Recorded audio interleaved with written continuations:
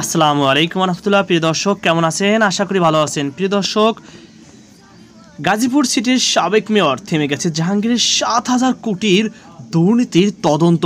২০২১ সালে অনিয়মের অভিযোগে বরখাস্ত হন সাবেক এই মেয়র। দুদক বলছেন তার বিরুদ্ধে ৭,৮০০ কোটি টাকার দুর্নীতির তথ্য আছে। দলে ফেরার সব তদন্ত থেমে যায়, কোনো প্রতিবেদন পাওয়া যায়নি। মোহাম্মদ আসাদুজ্জামান লিখেছেন গাজীপুর থেকে। ১৭ ফেব্রুয়ারি ২০২৫ ১টা ৩৮-এ। চলুন বিস্তারিত জেনে নেই। প্রিয় দর্শক, গাজীপুর সিটি কর্পোরেশনের ১,০০০ কোটি টাকার দুর্নীতির ভুয়া ভাউচার তৈরি, একই কাজে একাধিক প্রকল্প দেখানো, জমি অধিগ্রহণ সহ নানা অনিয়মের অভিযোগে মেয়র পদ থেকে বরখাস্ত হয়েছিলেন জাহাঙ্গীর আলম। এরপর ২০২১ সালে স্থানীয় সরকার মন্ত্রণালয় তার বিরুদ্ধে তদন্ত শুরু করে, আর ২০২২ সালে তদন্ত শুরু করে দুর্নীতি দমন কমিশন তথা দুদক।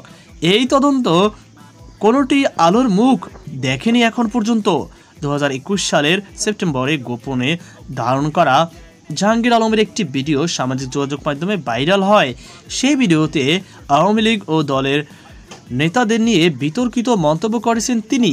এরপর দলীয় শৃঙ্খলা ভঙ্গের অভিযোগে ২০২১ সালের ১৯ নভেম্বর আওয়ামী লীগ থেকে জাহাঙ্গীর আলমকে বহিষ্কার করা হয়, যদিও পরে আবার তাকে দলে ফিরিয়ে নেওয়া হয়।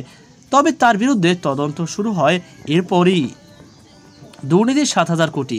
২০২২ সালের ৪ সেপ্টেম্বর দুর্নীতি দমন কমিশন দুদক জাহাঙ্গীরের ৭,৮০০ কোটি টাকা অনিয়ম দুর্নীতির অভিযোগ পাওয়ার কথা জানায়।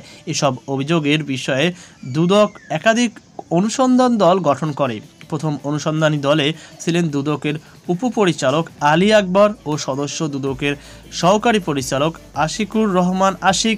গাজীপুরে গিয়ে আশিকুর রহমান আশিক তখন সাংবাদিকদের বলেছেন, গাজীপুর সিটি কর্পোরেশনে বরখাস্ত হওয়া মেয়র জাহাঙ্গীর আলম তার প্রায় ৩ বছরের বেশি সময়কালে ৭,৮০০ কোটি টাকার অনিয়ম করেছেন বলে অভিযোগ পেয়েছেন দুদক। এরপর জাহাঙ্গীর আলমকে দলে ফিরিয়ে নেয় আওয়ামী লীগ। এরপর সব তদন্ত সবকিছু থেমে যায়। গত ৫ই আগস্ট শেখ হাসিনা সরকারের পতনের পর জাহাঙ্গীর আলম ভারতে চলে গেছেন বলে গুঞ্জন রয়েছে। এসব বিষয়ে জানতে হোয়াটসঅ্যাপে কল করা হলে সাবেক এই মেয়র জাহাঙ্গীর আলম বলেন, আমার বিরুদ্ধে বিভিন্ন সময়ে অনেক মিথ্যা অভিযোগ করা হয়েছে। আমি নির্বাচিত মেয়র ছিলাম, কিন্তু আমাকে কাজ করতে দেওয়া হয়নি। ব্যাংকে একক স্বাক্ষরের যে অ্যাকাউন্ট সেটি আমি খুলিনি। মন্ত্রণালয়ের তদন্ত থমকে। দুদকের তদন্ত আগে থেকেই ২০২১ সালের ২৫ নভেম্বর ভুয়া টেন্ডার, RFQ, বিভিন্ন পদে অযৌক্তিক লোকবল নিয়োগ, একই কাজে বিভিন্ন প্রকল্প দেখিয়ে অর্থ আত্মসাৎ সহ বিভিন্ন অভিযোগে জাহাঙ্গীর আলমকে সাময়িক বরখাস্ত করা হয়। জাহাঙ্গীরকে যেদিন বরখাস্ত করা হয় সেই দিনই স্থানীয় সরকার মন্ত্রণালয় অভিযোগে তদন্তে ৩ সদস্য বিশিষ্ট একটি তদন্ত কমিটি করে। কমিটির সদস্যরা সরেজমিনে গাজীপুরে বিভিন্ন এলাকায় কাজ পরিদর্শন করে, নগর ভবন থেকে বিভিন্ন কাগজপত্র ও তথ্য প্রমাণ সংগ্রহ করে, কর্মকর্তাদের মন্ত্রণালয়ে ডেকে জিজ্ঞাসাবাদও করেন, কিন্তু তদন্তের ফলাফল আর জানা যায়নি। স্থানীয় সরকার মন্ত্রণালয় অতিরিক্ত সচিব নগর উন্নয়ন অনুবিভাগ ASM কামরুজ্জামান বলেন, আমি এখানে নতুন যোগদান করেছি, এ ধরনের কোনো বিষয়ে কেউ আমাকে জানায়নি।